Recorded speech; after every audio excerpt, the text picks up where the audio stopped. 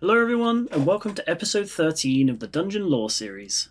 In this series, I hope to expand on things you might not know about Final Fantasy XIV dungeons, and otherwise talk about their individual stories and lore.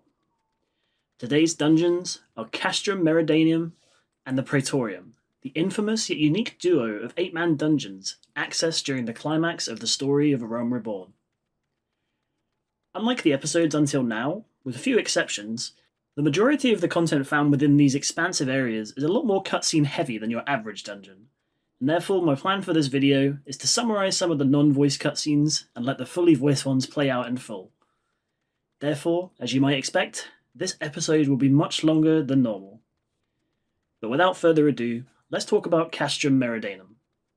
This huge facility, built and maintained by the Garlean forces, ensures an iron grip over the surrounding areas of northern Thanalan, and harbours an omen for the potential build-up of Garlean forces using the Castrum as a foothold for further dispatching of troops.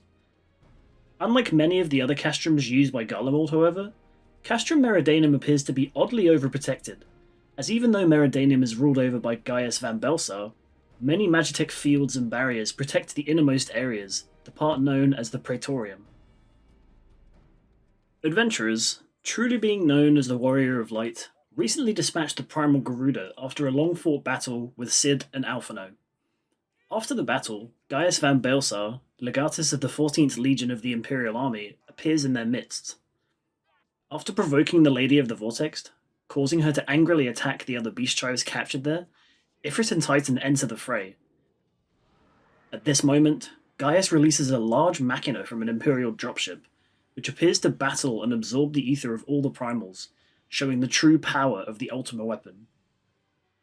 Following this, Operation Archon is put into motion by the three Grand Companies of Eorzea, with the first step being completed with the defeat and death of Ritatin Sas Alvina, the second being an infiltration and invasion of the Castrum to lower the defences of the Inner Sanctum, and the third and final step being that of an assault upon the Imperial base known as the Praetorium, in an attempt to seize and destroy the Ultima weapon before Van Belsar can unleash its terrible power upon the city-states of Eorzea. Therefore, once the Grand Companies begin their respective assaults, causing a diversion away from Castrum Meridianum, a full band of adventurers must take advantage in order to infiltrate and sabotage the defences surrounding the Praetorium.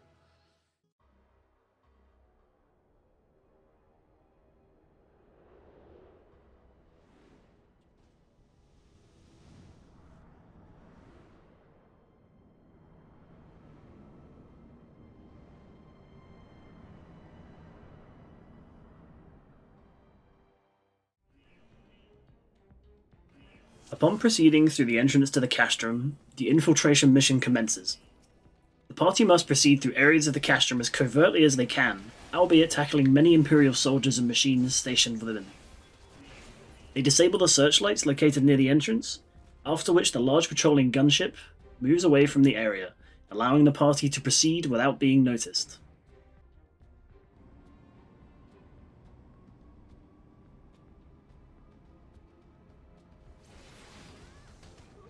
They follow the path leading down through the crystal formations, defeating more soldiers, and arriving at the central crossing, where a large Magitek armor appears, known as the Black Eft.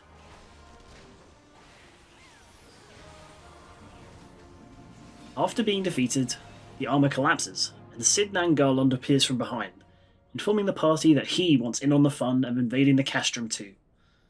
He assists the party with information that the Ultima weapon is confirmed to be within the Praetorium, and that the three shield-generating towers guard entrance to it. In order to proceed deeper into the Castrum, the party must head into the waste disposal chute and make their way through to the other side, leading to the area known as Via Principalis. Here, we are shown a brief view of the cerulean pumps used to power much of the Castrum's defences and systems.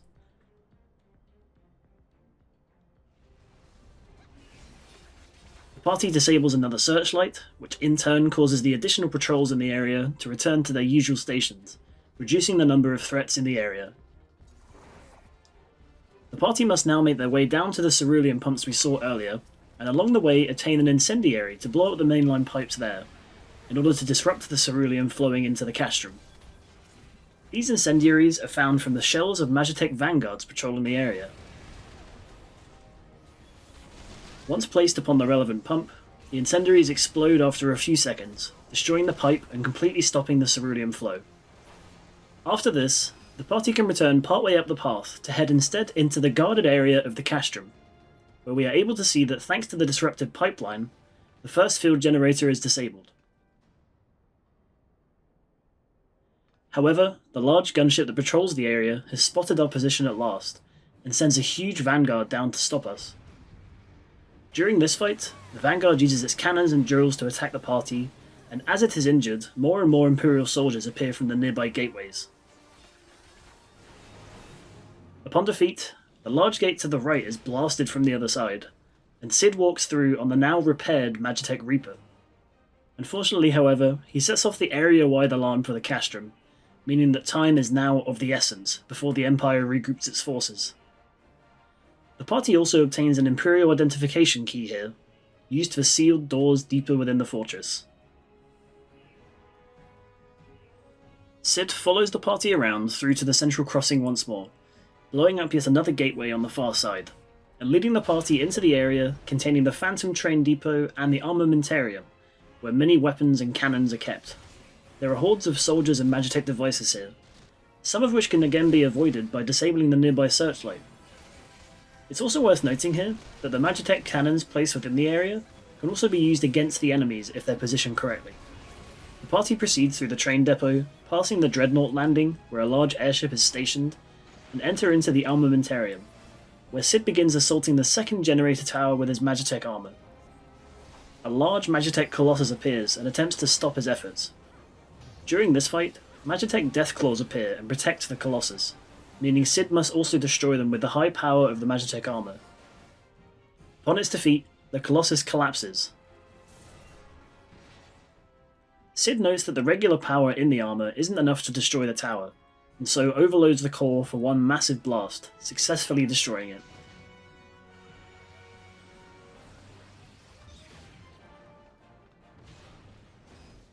However, the armor shuts down from the surge of power used.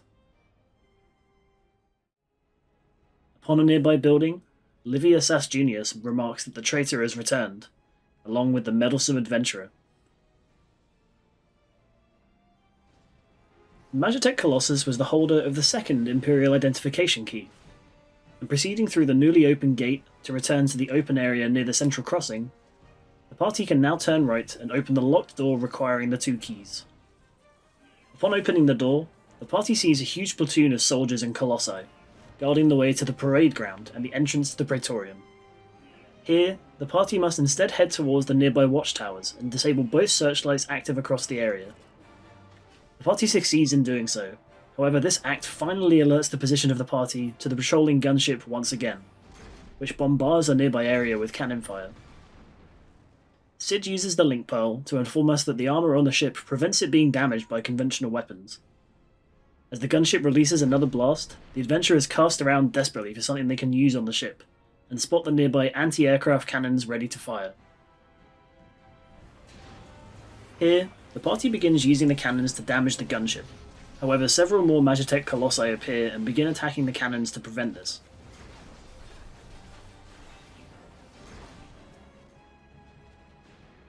After the craft receives a dozen or so hits, it takes a vital blow and begins to explode. It careens out of control, crashing into the final generator tower and flying off into the distance. Livius Asjunius then reappears once again, and after admitting that the adventurer had given her some intrigue due to their power and hidden talents, she descends from the walls nearby and engages the party.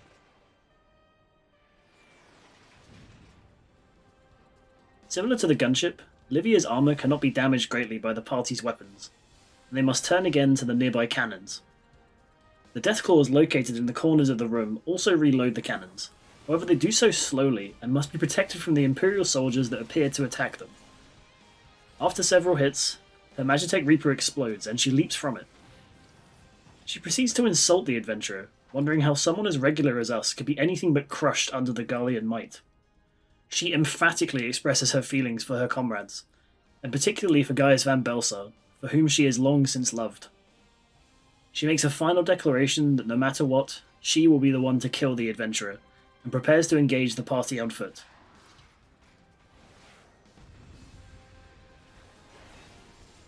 During the fight, Livia uses her deadly Delta Trance attack, rapidly slashing anything in front of her. She also targets a specific party member and commands soldiers to charge at them. She shouts at the adventurer that she wants to have them feel the pain she felt 100 times over, while blasting any around her with the Aglia Bite, pushing party members back. When very injured, one final Magitech Colossus appears, as well as yet more soldiers.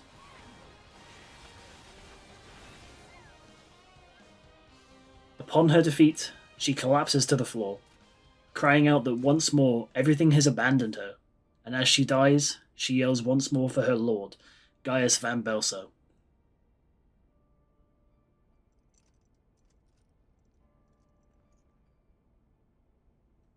After this, Cid catches up with the adventurer, and informs us that although the generator towers are now disabled, the Praetorium is inaccessible by foot, so retreat is in order to fetch the Enterprise, Cid's airship, to begin the final assault upon the place.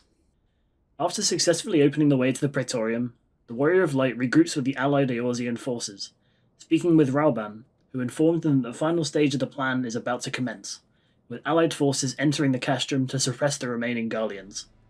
We then speak with Cid, who informs us the Enterprise is ready to go, leading to the final assault on the Praetorium proper. The Enterprise makes its way to the landing zone, an airship platform on one of the higher levels of the complex. Cid and the Warrior of Light disembark and begin to make their way towards the depth of the area, where the Ultima weapon is housed. The party handles a few patrolling guards and activates the first lift, descending to the anti-aircraft station. A larger band of guards are here, along with a Magitech Reaper defending the terminal. Along the way, a portion of the nearby wall explodes, presumably due to the ongoing assault from the allied forces nearby. After defeating the Reaper, one of the guards drops an identification key once more, opening the adjacent gate. Here the party exits the internal part of the Praetorium via another blasted hole, and runs along the outside ledge, defeating more guards as parts of the outside walls are blasted off. However, the gunship circling the skies also attempt to fire upon the party with its cannons, causing damage to the buildings and party alike. Re-entering the opposite side of the anti-aircraft station, a hole is blasted in the floor, allowing the party to follow the path of debris down to the Magitech armor bay area, where two Reapers and several more guards protect the transporter behind them. This transporter leads the party down yet another level to the main level, where another set of guards defends the command center door. One of the guards drops another identification key upon defeat, allowing the party access to the room. Here, the party encounters Gaius Van Belsar himself, who begins trying to convince Cid to join his side, like his father did before. He also explains the many regrets Cid's father retained, many involving Cid himself, but also the involvement of the Meteor Project, the plan set in motion by Neil Vandanis to have the lesser moon Delamud fall to Eorzea. However, Cid yells to Gaius that Midas took part in the project until it killed him. Gaius then directly requests that Cid join him as chief engineer, that it is Cid's destiny. However, Cid rebuffs him entirely. Gaius then offers the same to the Warrior of Light, who also refuses. Gaius then turns to leave, muttering that no one can escape the past. As he does so, a large Colossus enters the command center door and attacks the party. Upon its defeat, Cid activates the lift, and tells the adventurer that he can remain in the command room in order to assist with the progress into the deeper chambers of the Praetorium, while the adventurer gives chase to Gaius.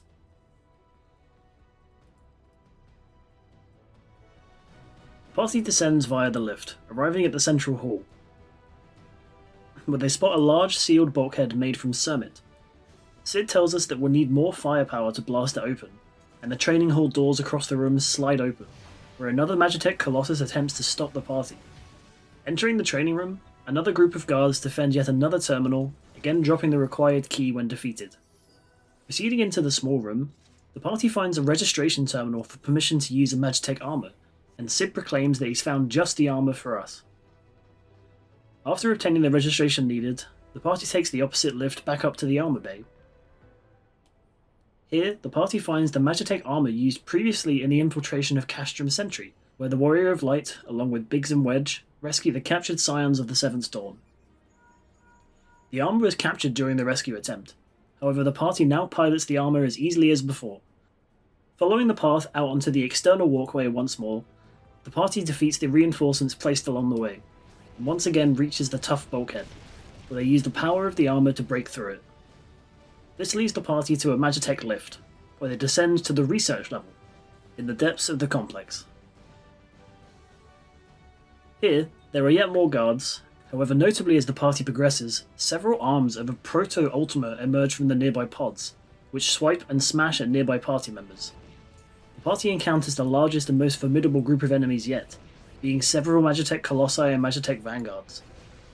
After this, a final two Proto-Ultima arms burst from the pods on either side of the walkway, and the party finally reaches the more hardened blast door. After attempting to use the cannons and explosives from the armor to destroy the bulkhead, Cid contacts the Warrior of Light and informs them that the alloy used in this particular bulkhead is extremely tough, and the only likely way to proceed is to overload the core once more, similar to how Cid had done in Castrum Meridianum. This proves successful, and predictably causes the armor to break down, forcing the party to continue on foot. After proceeding through the corridor to Laboratorium Primum, the party encounters Nero Tolskava, Cid's childhood friend and rival.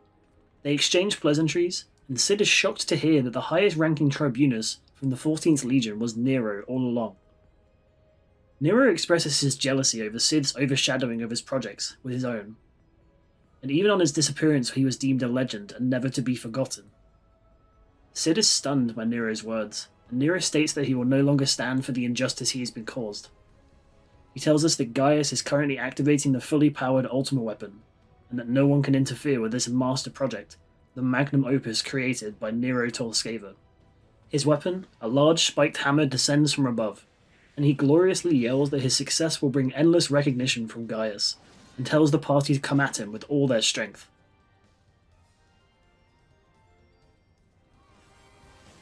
During this fight, Nero electrifies the outer ring of the arena, and uses his death claws and abilities to push party members back into the current, electrifying them. Upon his defeat, the lights black out for a moment and Nero escapes. Cid tells us the blackout coincided with a large power surge from deep within the Praetorium, and that Gaius and his Ultima weapon are likely to be found there. The party proceeds to the large freight lift known as the Echelon, and begins to activate the control system.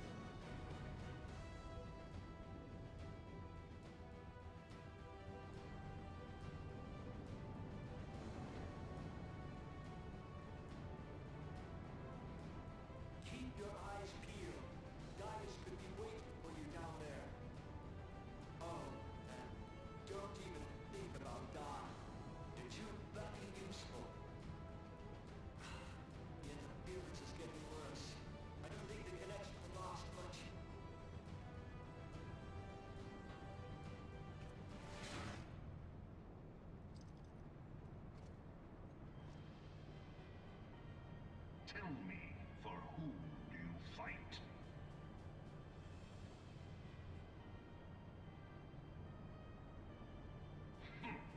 How very glib.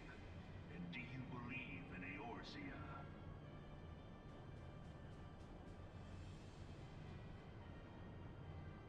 Eorzea's unity is forged of falsehoods. Its city-states are built on deceit, and its faith is an instrument of deception. It is not but a cobweb of lies. To believe in Eorzea is to believe in nothing. In Eorzea, the beast tribes often summon gods to fight in their stead, though your comrades only rarely respond in kind. Which is strange, is it not?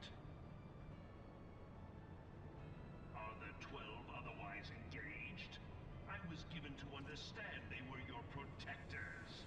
If you truly believe them your guardians, why do you not repeat the trick that served you so well at Cartano and call them down?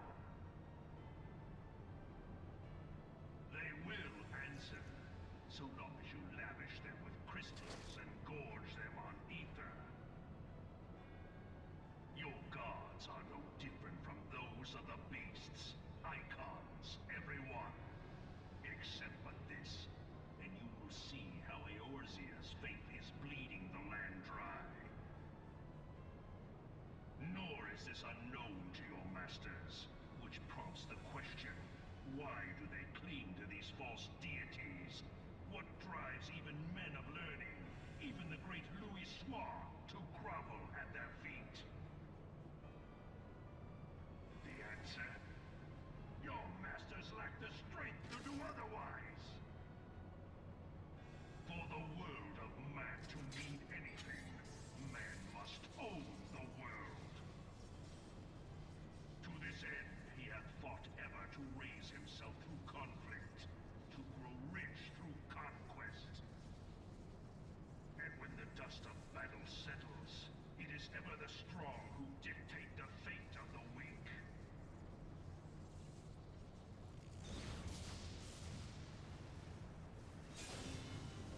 Knowing this, but a single path is open to the infinite ruler, that of false worship, a path which leads to innovation and death. Only a man of power can rightly steer the course of civilization, and in this land of creeping mendacity, that one truth will prove its salvation.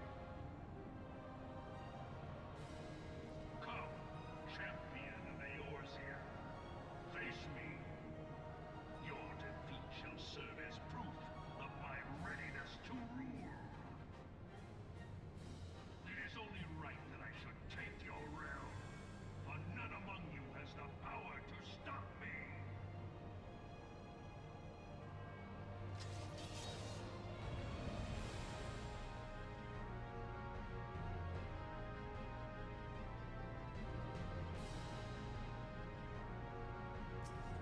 Gaius jumps onto the lift and begins explaining to the party his reasoning behind the doubt of the people's faith to the 12, likening them to the primals summoned by the beast tribes. After this, he tells us that Eorzea needs a ruler who will stamp out the faith in gods, and instead be a powerful ruler who can himself lead the people to a better world. He challenges and attacks the party after drawing his cerulean blade. During the fight, he empowers himself with ceruleum, blasting party members with his wrist firearm, bringing forth a large pool of ceruleum underneath himself, and occasionally using a cross of ceruleum to damage anything in front of its path.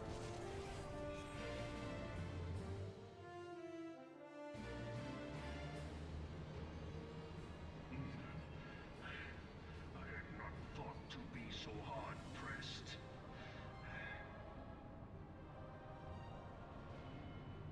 Your strength is most impressive. Such power befits a ruler. Yet, you lack the resolve to put it to proper use. A waste.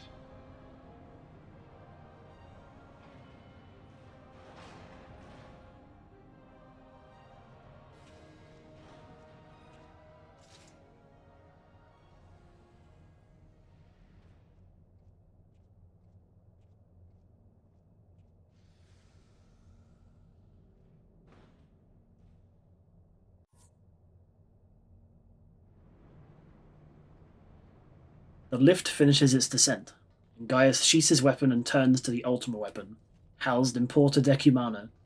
The party gives chase and enters the port for themselves.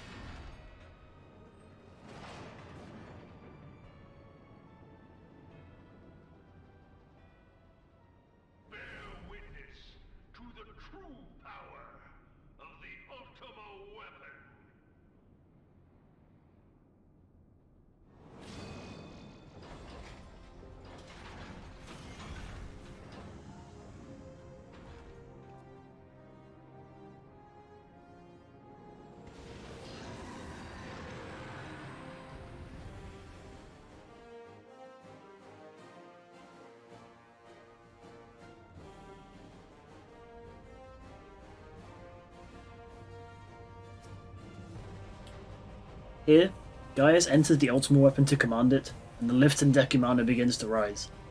The Ultima Weapon is practically invincible to all damage. However, the Warrior of Light hears a whisper from Hydaelyn that triumph arrives by looking to the light. During this fight, the Ultima Weapon unleashes several of the Catcher Primal's abilities: Ifrit's Vulcan Burst, Garuda's Eye of the Storm, and Titan's Geocrush, as well as using each Primal's signature damaging ability.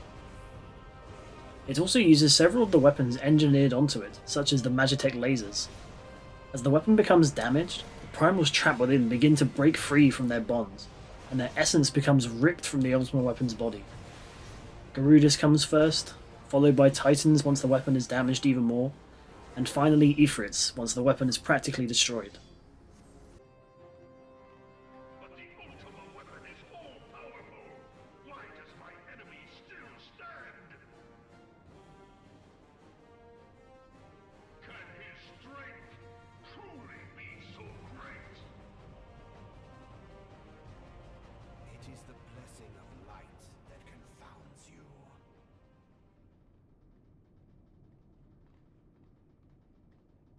La Habrea.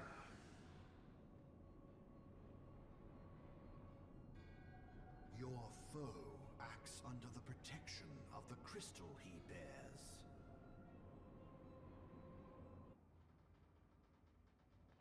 What empowers him? Beyond mortal limits. If you are to prevail, the Hammer of Darkness must needs be brought to bear upon the Shield of Light.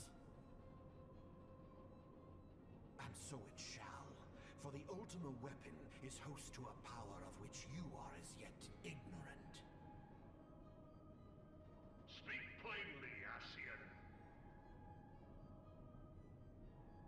The heart of Sabik.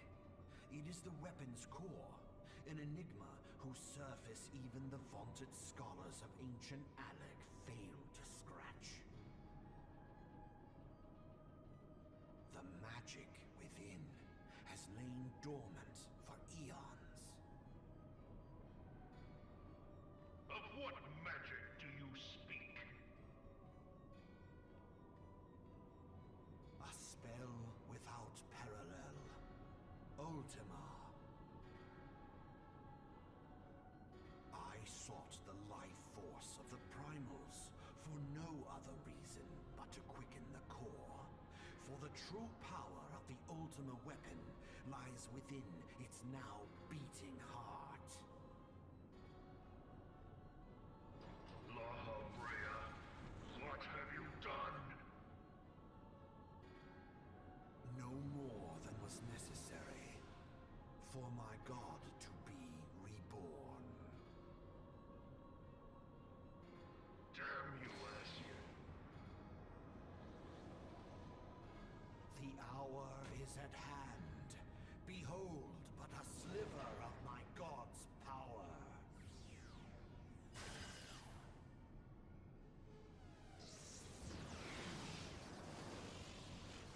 And from the deepest pit of the seven hells to the very pinnacle of the heavens, the world shall tremble. Unleash Ultima!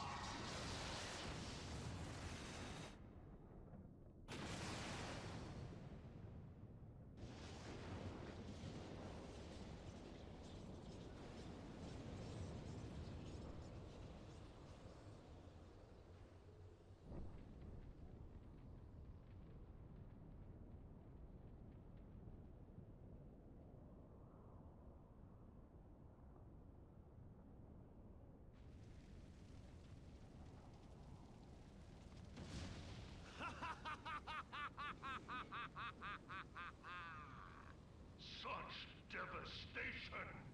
This was not my intention! Oh, Hydaelyn, it seems the task of keeping your champion alive has exhausted what strength you had left. Van Belsar, your enemy's shield is broken. The rest I leave to you. We will speak later.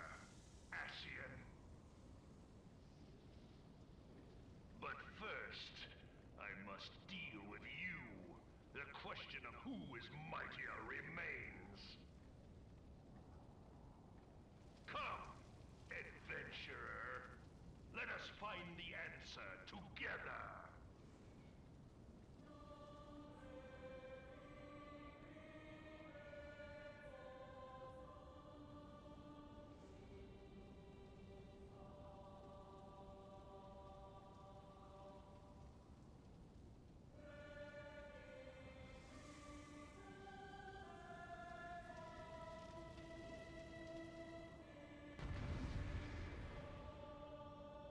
Lahabrea of the Ascians appears once more, and quickly activates the Heart of Sabik, the Ultima weapon's core.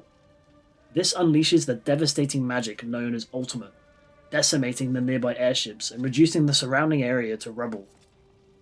Once he disappears, Gaius turns to the adventurer once more, for one final battle to determine the strongest. Though it lacks the Primal's power now, the Ultima weapon is still formidable, using its Magitech abilities much more frequently. During the fight, it summons several Magitech bits, which fire separate lasers across the arena. Also during this fight, more of the ships damaged in the aftermath of Ultima fall from the sky to the arena, exploding and causing damage to the party.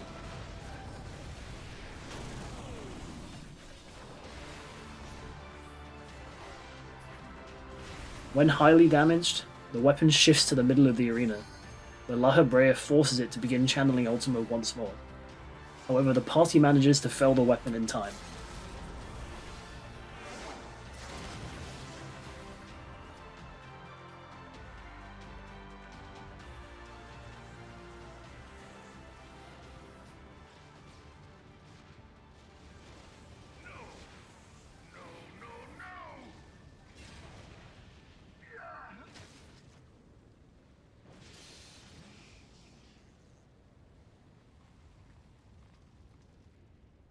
Heed me.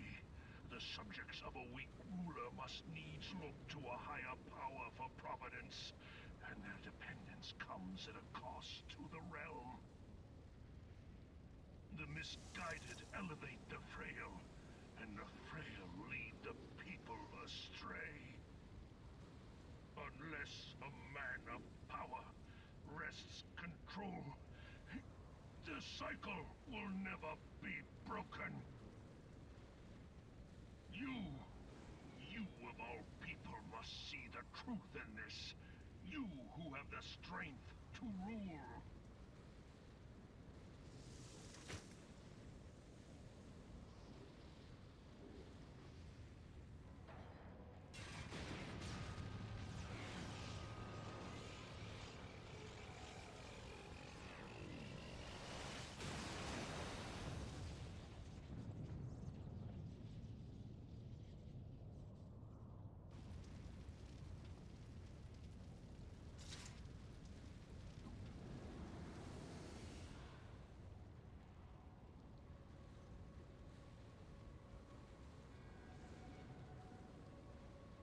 Pathetic. You boasted of unrivaled power. You were entrusted with the ultimate weapon, the ultimate magic. And still, you failed. So much for the glory of man.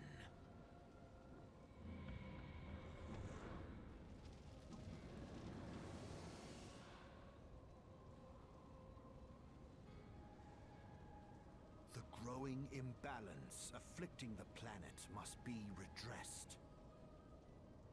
If it is permitted to worsen, the very laws of existence, both etheric and physical, will be warped beyond all recognition.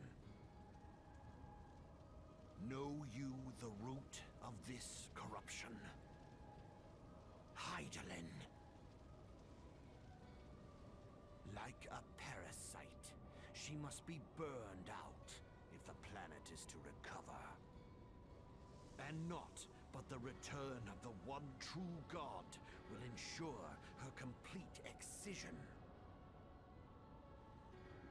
Yet, to pave the way for the Master's return, a chaotic confluence of untold proportions must needs be brought about. And that will necessitate the presence of the primals. Needless to say, both you and your Scion accomplices cannot be suffered to interfere in this endeavor. You will not leave this place alive.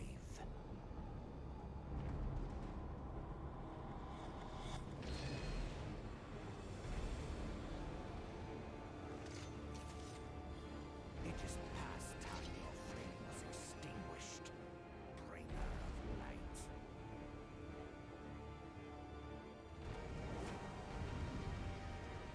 The Ultima weapon is destroyed, flinging Gaius from its seat, where he warns us that the cycle will continue without a strong ruler, after which the weapon explodes. La Hebrea reappears, stating that the reason the planet experiences an imbalance is due to Hydaelyn, and only by restoring the true god, Zodiark, via a catastrophic event can the balance be restored. La Hebrea turns to the Warrior of Light and announces that they cannot be suffered to interfere any longer, and the Ascian finally challenges us face to face. During this fight, La Hebrea casts several dark-based spells, including placing a small puddle of darkness underneath party members. He gloats and tells us that he cannot be defeated without the mortal he possesses, one Thancred Waters, also perishing. Hydaelyn, however, reassures the Warrior of Light, bestowing them with her power, allowing them to put an end to La Hebrea.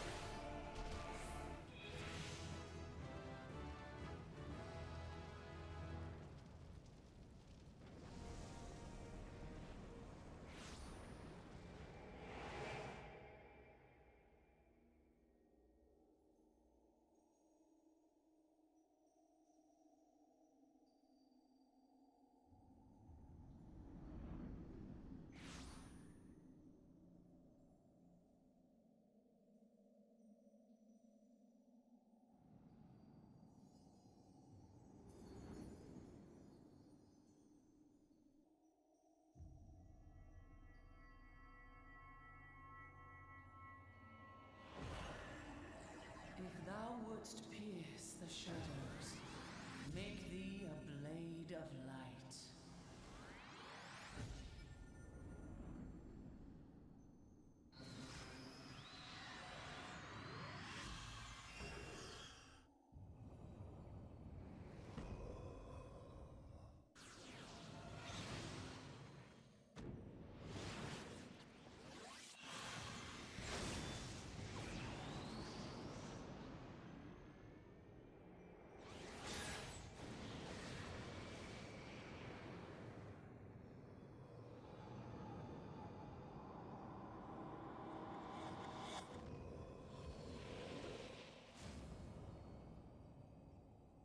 What?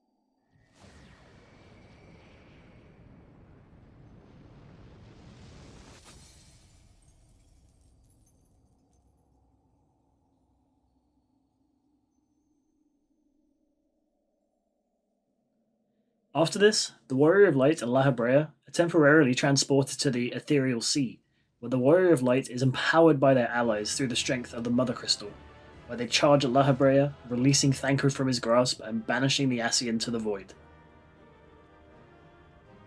And that finally brings us to an end of the story and lore for Castrum Meridanium and the Praetorium. A long journey to gather several crystals as Hydaelyn's chosen, culminating in a fight to the finish with the Ascian himself, and dealing a great blow to the Garlean Empire to boot. I really hope you enjoyed this video. I know it was a much longer experience than usual, so I hope I kept it concise enough to enjoy and follow along with. If you did enjoy it, leave a like and subscribe to the channel for more Final Fantasy XIV lore videos. And I'll see you next time for the Wanderer's Palace.